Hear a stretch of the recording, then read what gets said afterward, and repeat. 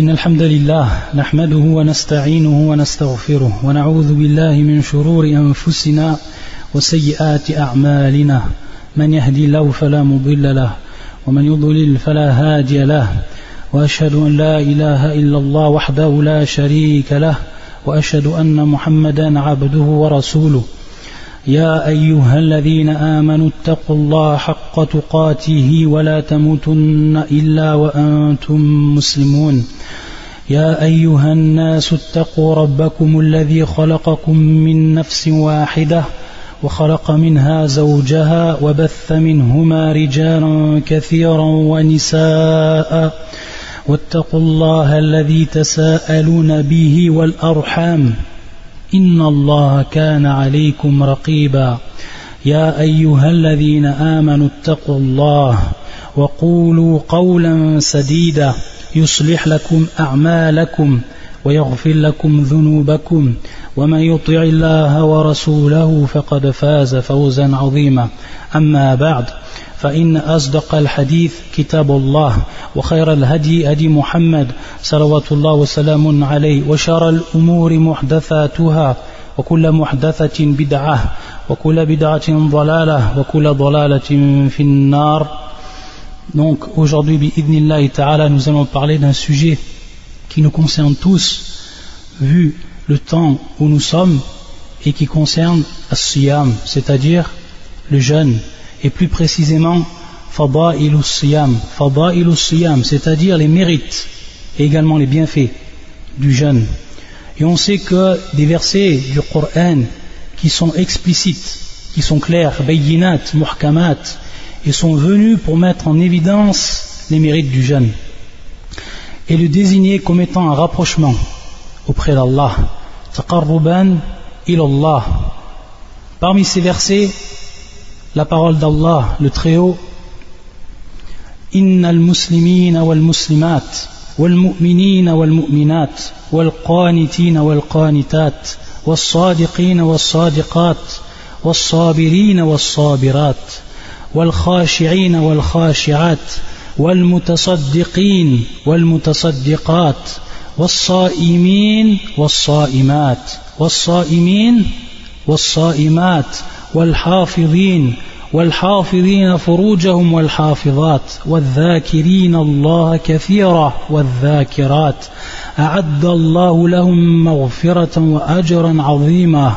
Dans ce verset où Allah Azza wa Jal dit le sens de la traduction du verset: les musulmans et musulmanes, croyants et croyantes, obéissants et obéissantes, loyaux et loyales, endurants et endurantes, craignants et craignantes, donneurs et donneuses d'aumônes, jeûnants et jeûnantes, jeûnants et jeûnantes, gardiens de leur chasteté et gardiennes, invocateurs souvent d'Allah et invocatrices. Allah a préparé pour eux un pardon et une énorme récompense. Et il dit également, Allah subhanahu wa ta'ala, وَأَن تَصُومُوا خَيْرٌ لَكُمْ إِن كُنتُمْ تَعْلَمُونَ.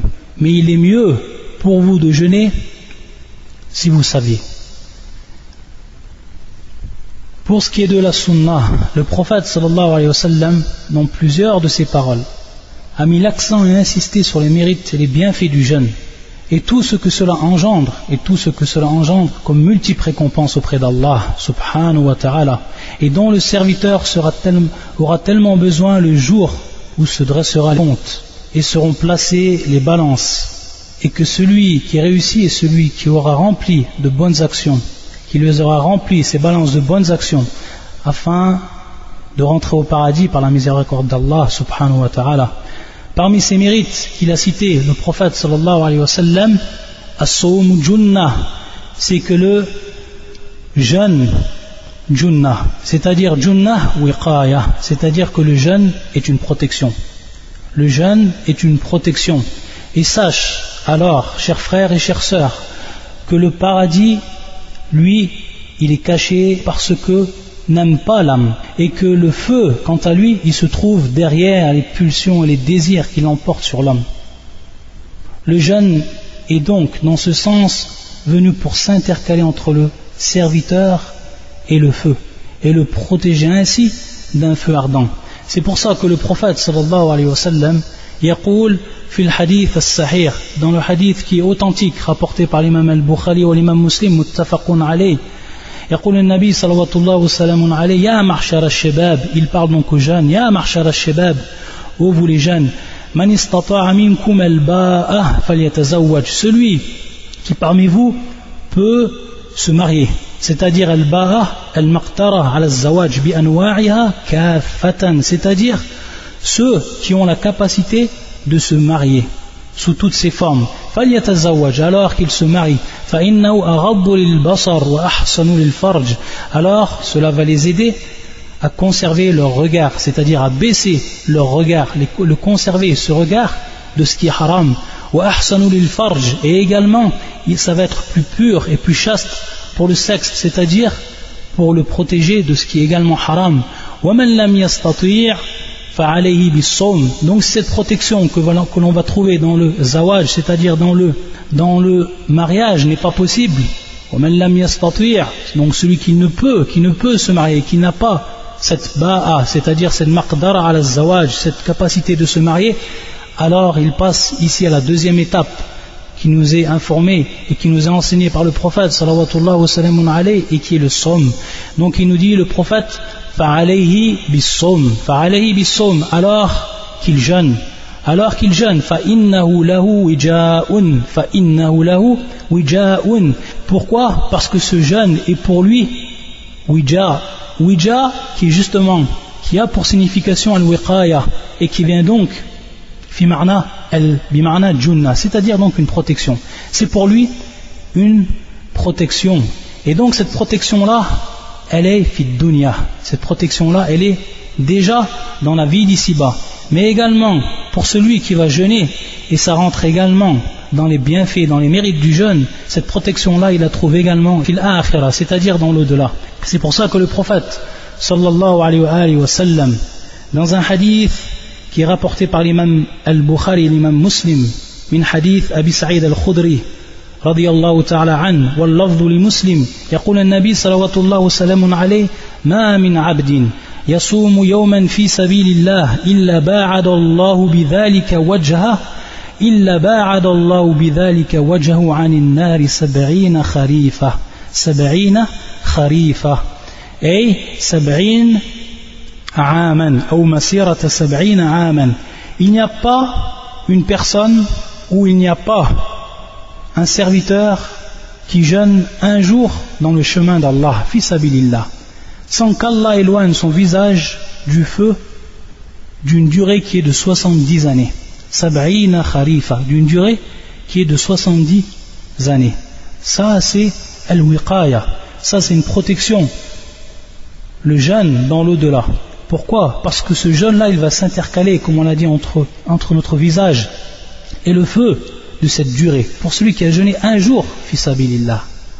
Et également le prophète sallallahu alayhi wa sallam, il nous dit dans le hadith qui est rapporté par l'imam Ahmed, un hadith de Jabir radiyallahu ta'ala an, et qui est un hadith authentique, hadithun sahih, يقول النبي صلى الله عليه وسلم الصيام جنة يستجن بها العبد من النار, c'est-à-dire que le jeûne c'est une protection.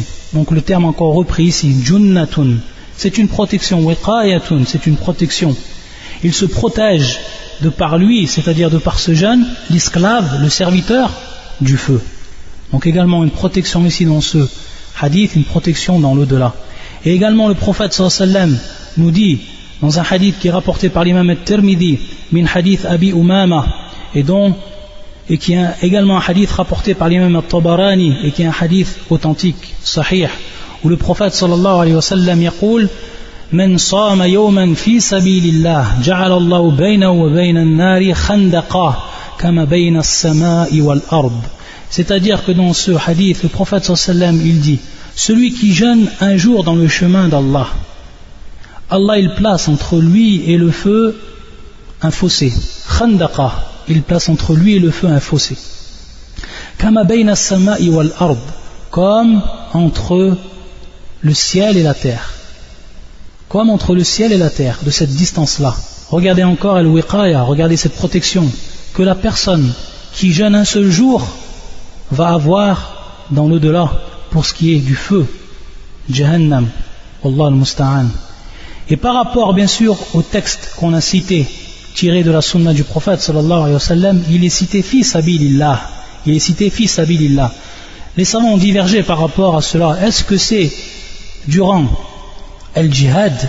Est-ce que ces hadiths-là concernent al-jihad, c'est-à-dire lorsque le prophète sallallahu alayhi wa sallam nous a indiqué dans le hadith qayyada bi hadha al-lafz, c'est-à-dire qu'il a restreint le hadith à cette version qui est la suivante, fi sabilillah, dans le chemin d'Allah, est-ce que ça veut dire fil jihad, c'est-à-dire que la personne ici qui est concernée, c'est celle qui jeûne alors qu'il est en jihad, ou alors c'est plus général, c'est-à-dire que tout jeûne va être considéré comme fi sabilillah. Une personne qui jeûne, bien sûr son jeûne il est considéré comme fi sabilillah. Wa hadha wal azhar, c'est-à-dire c'est ce qui est le plus apparent par rapport au texte.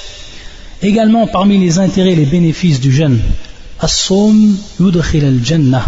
As-sawm yudkhil al-jannah, c'est-à-dire que le jeûne, il fait entrer dans le paradis. Et ça suffit également comme bienfait.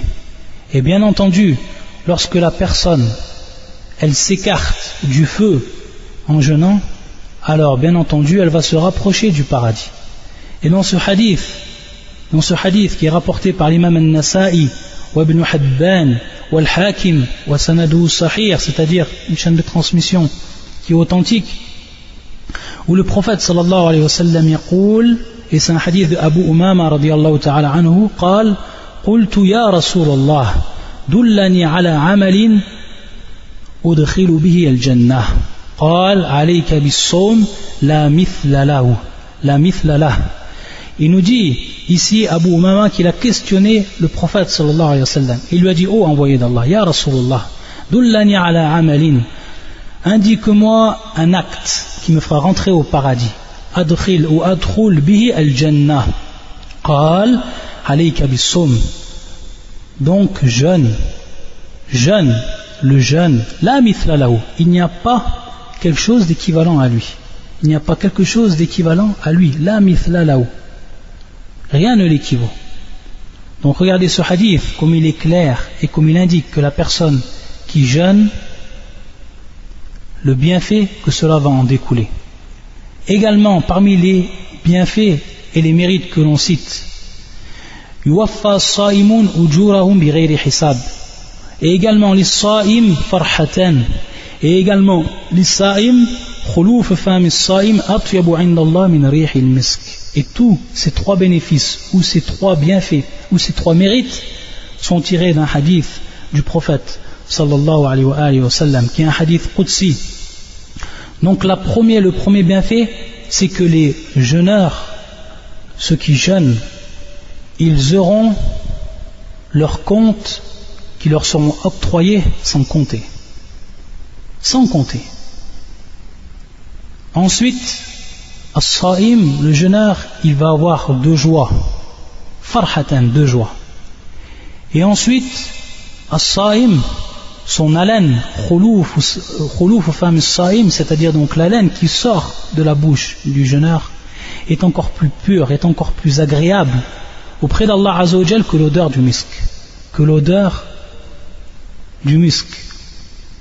يقول النبي صلوات الله وسلام عليه في الحديث متفق عليه والرواية لمسلم كل عمل ابن آدم يضاعف الحسنة بعشر أمثالها إلى 700 ضعف قال الله تعالى إلا الصوم فإنه لي وأنا أجزي به يدع شهوته وطعامه من أجله وللصائم فرحة عند فطره وفرحة عند لقاء ربه ولخلوف فم الصائم عند الله أطيب من ريح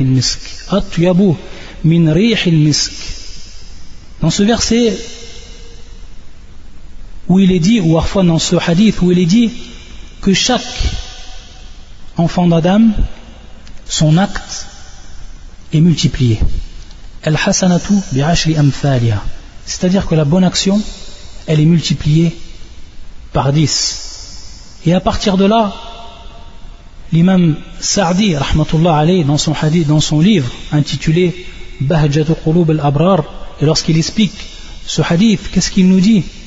Et ça, Adha min fadlillah azza wa jal, min mahdi fadlillah wa rahmati alayna, c'est-à-dire ceci fait partie de la grâce entière d'Allah azza wa jal sur nous, nous les serviteurs d'Allah. Qu'est-ce qu'il dit le cheikh? فبينا هذا الأصل الجامع, c'est-à-dire que il est mis en évidence dans ce hadith une base qui va être globale. وأن جميع الأعمال الصالحة من أقوال وأفعال ظاهرة أو باطنة سواء تعلقت بحق الله أو بحقوق العباد مضاعفة من 10 إلى 700 ضعف إلى أضعاف كثيرة. Il nous dit le cheikh que toutes les actions, tout ce qui est considéré comme acte pieux et vertueux, al-a'mal as-salihah, que cela concerne une parole, que cela concerne un acte, qu'il soit zahir, c'est-à-dire qu'il soit extérieur, apparent, ou qu'il soit intérieur et caché, alors il faut savoir, et en plus qu'il soit dans le droit d'Allah, c'est-à-dire relié au droit d'Allah, ou qu'il soit relié au droit des créatures, alors il faut savoir qu'il est multiplié à partir de 10 jusqu'à 700 fois et même encore plus. Ça fait partie de la miséricorde d'Allah Azza wa Jal. Chaque personne qui fait un acte et une bonne action, sache alors qu'elle est multipliée par un minimum de 10 et qu'elle peut être multipliée jusqu'à 700 voire plus. Et ensuite, dans ce hadith Qudsi, Allah le Très-Haut il dit illa sawm, c'est-à-dire istithna, c'est-à-dire ici qu'il y a une exception qui est faite par rapport au jeûne. Et comment on va comprendre cette exception du jeûne? Yaqul Allah subhanahu wa ta'ala fa'innahu li wa ana ajzi bi, c'est-à-dire qu'il est pour moi. Fa'adafa as-sawm ilayhi, c'est-à-dire qu'il a annexé le jeûne à lui subhanahu wa ta'ala. Fa'innahu li wa ana, et qu'il lui appartient, que ce jeûne-là lui appartient et que c'est lui qui le récompense. Que c'est lui qui en donne la récompense à ce jeûne. Qu'est-ce qu'on en comprend de ce hadith? Et comment l'ont expliqué les savants? C'est tout simplement que le ajr qui est donné au jeûneur, il n'est pas compté, muhaddad, c'est-à-dire qu'il n'est pas restreint. C'est-à-dire que c'est un ajr qui va bien au-dessus de ce qu'on en a pu citer et qui revient aux actes pieux. C'est-à-dire que la récompense, elle est sans même compter. Comme on l'a dit au départ. Sans même compter. Regardez donc ce mérite qu'a le jeûne par rapport aux autres actes dits vertueux. Subhanallah. Et ensuite il dit, Allah subhanahu wa ta'ala, yada'u shahwatahu wa ta'amahu min ajli, c'est-à-dire qu'il a délaissé ses désirs, ses pulsions, wa ta'amahu, et également sa nourriture, min ajli, dans mon but à moi. C'est-à-dire qu'il n'a fait cela uniquement dans mon but, dans le but d'Allah azza wa jal. Et ensuite il dit وَلِلصَّائِمِ فَرْحَةً, c'est-à-dire que le jeûneur il va avoir deux joies. فَرْحَةٌ عِنْدَ فِطْرِهِ, c'est-à-dire que la personne, lorsqu'elle rompt son jeûne, lorsque le temps du Maghreb est proche et qu'il voit devant lui la table remplie de nourriture, et qu'il sait que dans quelques instants il va manger cette nourriture, après donc ta'b, après la fatigue, et après s'être interdit donc cette nourriture durant ce jour-là, et au moment donc il va prendre cette nourriture et la mettre dans sa bouche et ensuite la déguster, comment elle va être ce farh, comment elle est cette joie? Tout le monde connaît cette joie et tout le monde a pu en profiter et tout le monde a pu s'en rendre compte de cette joie-là qui est fit dunya, qui est une joie qui n'est rien d'autre qu'une joie dans la dunya, mais c'est une farha, c'est-à-dire c'est une joie, c'est un bonheur que le croyant il goûte. Donc ici c'est tout simplement, c'est également un thawab, c'est également une récompense, et ça, cette récompense elle est ajil, cette récompense qui lui est donnée de par cette joie elle est ajil, c'est-à-dire qu'elle est immédiate, mais il faut savoir qu'il va en avoir une et encore plus grande et qui est elle différée, ajil, et c'est celle qui concerne lorsqu'on va rencontrer notre Seigneur. Alors imaginez-vous déjà la joie qu'on a quand on rompt notre jeûne. Alors comment va être cette joie dans l'au-delà lorsqu'on va rencontrer notre Seigneur, qui va être lui satisfait par rapport à cet acte de nous? Ça, c'est une joie que l'on ne peut décrire. Et c'est la deuxième joie que va rencontrer et qui est différée, que va rencontrer Al-Mu'min. Et ensuite, l'autre intérêt, ou plutôt l'autre bienfait et mérite qui est cité, وَلَا خُلُوفُ فَمِ الصَّائِمِ عِنْدَ اللَّهِ أَطْيَبُ مِنْ رِيحِ الْمِسْكِ. وَلَا خُلُوفُ فَمِ الصَّائِمِ, c'est-à-dire donc l'haleine qui sort de la bouche du jeûneur à cause de son jeûne, عِنْدَ اللَّهِ, auprès d'Allah, est plus pure, c'est-à-dire est plus agréable et meilleure مِنْ رِيحِ الْمِسْكِ, que l'odeur du misk. Ça aussi, c'est un des grands bienfaits, un des grands mérites du jeûne. Également, parmi les mérites du jeûne, c'est qu'il va intercéder auprès d'Allah Azza wa Jal pour son auteur. Donc il va faire intercession dans l'intérêt de son auteur Yawm al-Qiyamah, où cette information nous est indiquée par le prophète sallallahu alayhi wa sallam lui-même dans un hadith qui est rapporté par l'imam Ahmed ou Al-Hakim ou Abu Nu'aym, et qui est un hadith dont la chaîne de transmission est Hassan. يقول النبي صلوات الله وسلام عليه الصيام والقرآن يشفعان للعبد يوم القيامة. الصيام والقرآن يشفعان للعبد يوم القيامة, c'est-à-dire que le jeûne et le Coran viennent intercéder pour le serviteur le jour du jugement. يقول الصيام, le jeûne il dit, le jeûne il parle, et bien entendu dans la croyance des salafs, c'est que ils croient fi tajsid al-a'mal, c'est-à-dire que ces actes-là prennent une apparence et ils parlent. Ça c'est notre croyance. On doit y croire comme ont cru les salafs en cela, et comme cela est dicté de manière claire et nette et cité de manière claire et explicite dans ces hadiths et dans les autres hadiths qui concernent également cette bab, c'est-à-dire ce chapitre-là, tajsid al-a'mal. C'est-à-dire que le jeûne il va venir et il va prendre apparence et il va parler Yawm al-Qiyamah par rapport et dans l'intérêt de celui qui a jeûné. Et bien entendu, cela on doit y croire d'une croyance ferme. Et ça fait partie bien entendu des choses de l'invisible que l'on verra plus tard. Et on sait que l'un des sifat, c'est-à-dire l'un caractéristique les plus nobles pour le mu'min, alladhina yu'minuna bil ghaib, ceux qui croient dans l'invisible, comme cela est venu dans les premiers versets du Coran, fi surat al-Baqarah, alladhina yu'minuna bil ghaib, et qui croient dans l'invisible, et qui croient également qu'Allah Azza wa Jal est capable de tout subhanahu wa ta'ala.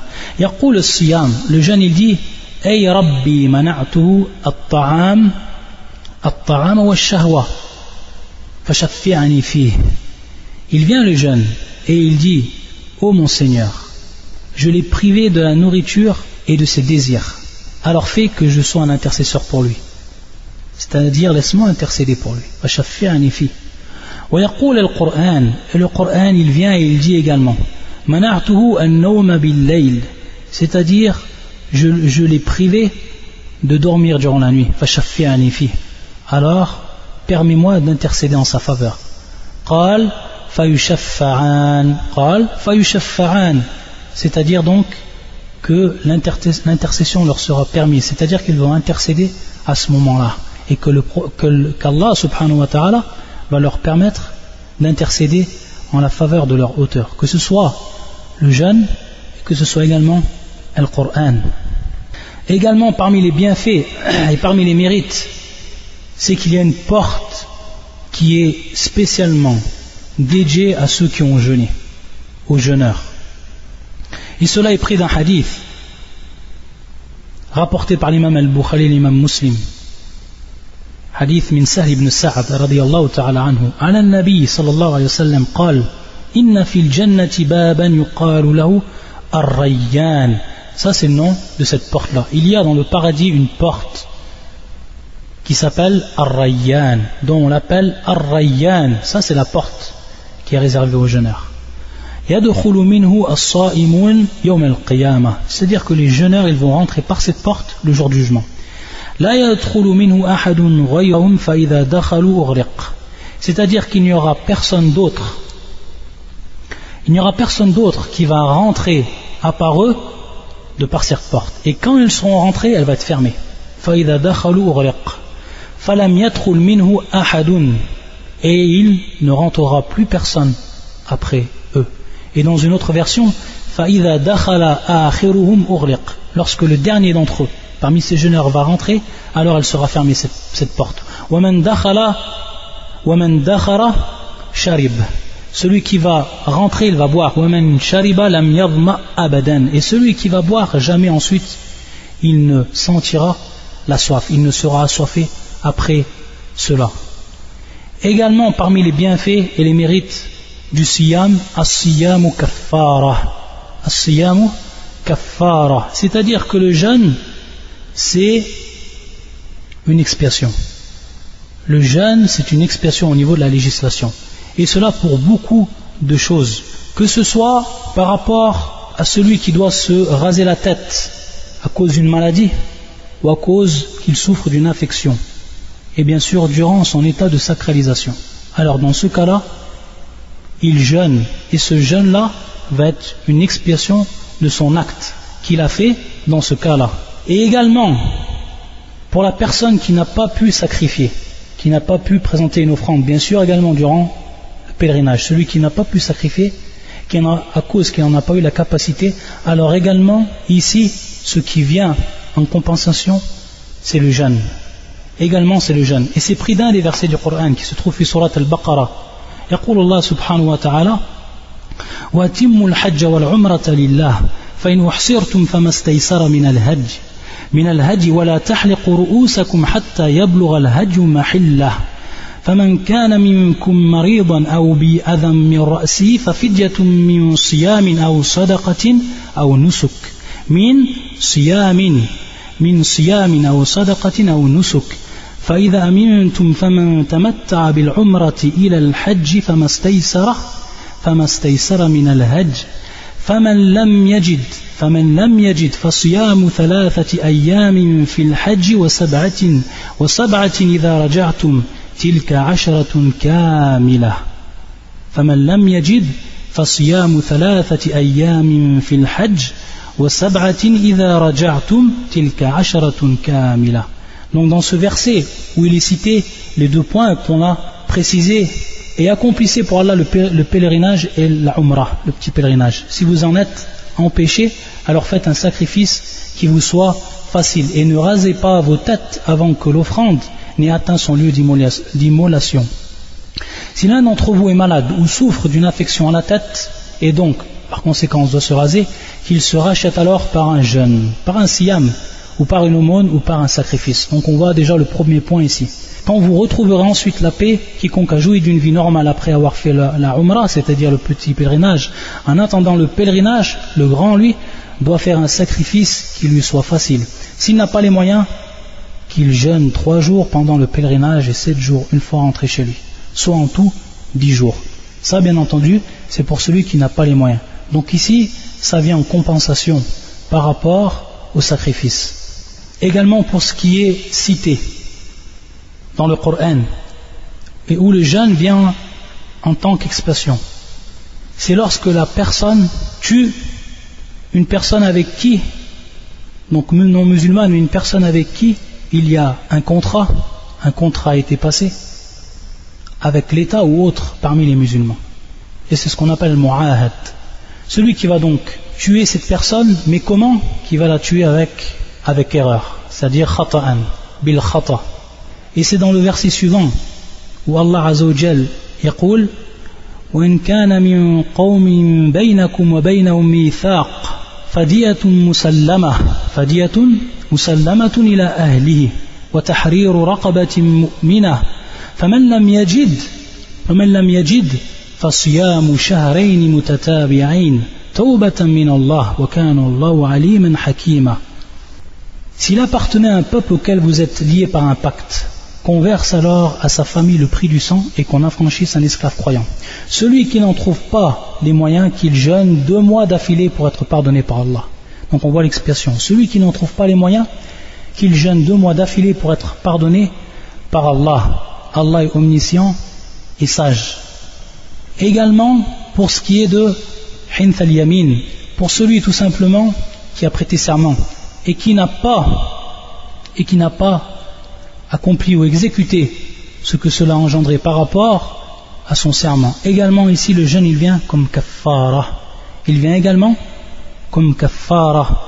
يقول الله عز وجل في كتابه لا يؤاخذكم الله باللغو في أيمانكم ولكن يؤاخذكم بما عقدتم الأيمان فكفارة إطعام 10 مساكين من أوساط ما تطعمون أهليكم أو كسوتهم أو تحرير رقبة فمن لم يجد فصيام 3 أيام ذلك كفارة أيمانكم إذا حلفتم واحفظوا أيمانكم كذلك يبين الله لكم آياته لعلكم تشكرون.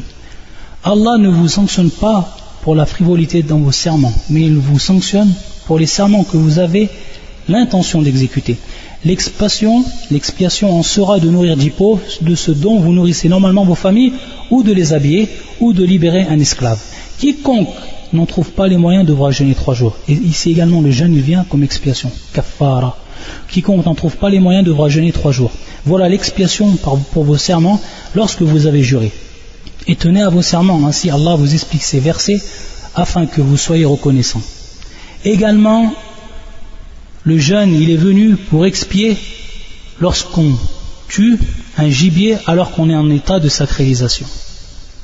يقول الله سبحانه وتعالى يا أيها الذين آمنوا لا تقتلوا الصيد وأنتم حرم ومن قتله منكم متعمدا فجزاء مثل ما قتل من النعم يحكم به ذوى عدل منكم هديا بالغ الكعبة أو كفارة طعام مساكين أو عدل ذلك صياما ليذوق وبال أمره عفى الله عما سلف ومن عاد فينتقم الله منه والله عزيز ذو انتقام. Donc dans ce verset, ô les croyants, ne tuez pas de gibier pendant que vous êtes en état de sacralisation, en état d'ihram. Quiconque parmi vous en tue délibérément, qu'il compense alors soit par quelques bêtes de troupeau semblables à ce qu'il a tué, d'après le jugement de 2 personnes intègres parmi vous, et cela en offrande qu'il fera parvenir, bien entendu, à destination des pauvres de la Kaaba, ou bien par une expiation, en nourrissant des pauvres, ou par l'équivalent en jeûne, Donc également le jeûne, il vient pour expier celui qui a tué de façon muta'ammid, c'est-à-dire délibérément, et il est en état de sacralisation un gibier. Cela afin qu'il goûte à la mauvaise conséquence de son acte. Allah a pardonné ce qui est passé, mais quiconque récidive, alors il le punira. Allah le punira. Allah est puissant et détenteur du pouvoir de punir. Et également, et le dernier point que l'on cite, fir zihar, c'est-à-dire lorsque la personne dit à sa femme, tu es par rapport à moi comme le dos de ma mère. C'est-à-dire que de par ce terme-là, et qu'on appelle al-zihar, il va tout simplement s'interdire sa femme-là. Et bien sûr, cela dans la jahiliya, c'est-à-dire dans l'époque de l'ignorance, c'était considéré comme talaq. C'était considéré comme un talaq, c'est-à-dire la personne qui disait ça à sa femme, c'est comme s'il l'avait répudié. C'est-à-dire donc talaq, un divorce. C'était considéré comme un divorce. Et l'islam, elle a abrogé cela. Mais celui qui a dit cela, et c'est muharram fid din, c'est-à-dire que c'est interdit de dire cela à sa femme dans la religion, mais celui qui l'a dit, alors sa femme, il ne pourra s'approcher de nouveau de sa femme, elle redeviendra cette femme-là, ou sa femme halal, c'est-à-dire licite, que s'il fait expiation. Et c'est ce qui est cité dans le verset du Coran. يقول الله سبحانه وتعالى والذين يظاهرون من نسائهم ثم يعودون لما قالوا فتحرير رقبة من قبل أن يتماسا ذلكم توعظون به والله بما تعملون خبير فمن لم يجد فصيام شهرين متتابعين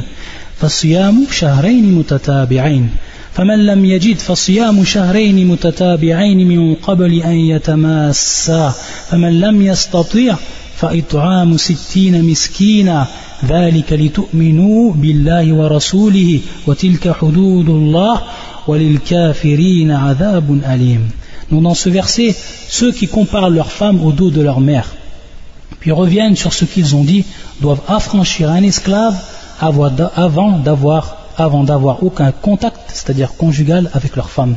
C'est ce dont on vous exhorte, et Allah est parfaitement connaisseur de ce que vous faites. Mais celui qui n'en trouve pas les moyens doit jeûner alors 2 mois consécutifs. Ça, c'est l'expression encore qui est faite par le jeûne. Mais celui qui n'en trouve pas les moyens doit jeûner alors 2 mois consécutifs avant d'avoir aucun contact conjugal avec sa femme. Mais s'il ne peut le faire non plus, alors qu'il nourrit 60 pauvres, cela pour que vous croyez en Allah et en son messager. Voilà les limites imposées par Allah, et les mécréants auront un châtiment douloureux. Voilà donc pour ce qui est des mérites du jeûne. Pour ce qui est des mérites du jeûne. Et également, on aurait pu parler pour ce qui est du mérite du mois du Ramadan. Pour ce qui est du mérite du mois du Ramadan, Inch'Allah, ce sera pour une prochaine fois. Subhanakallahumma bihamdika, ashhadu an la ilaha illa anta, astaghfiruka wa atubu ilayk.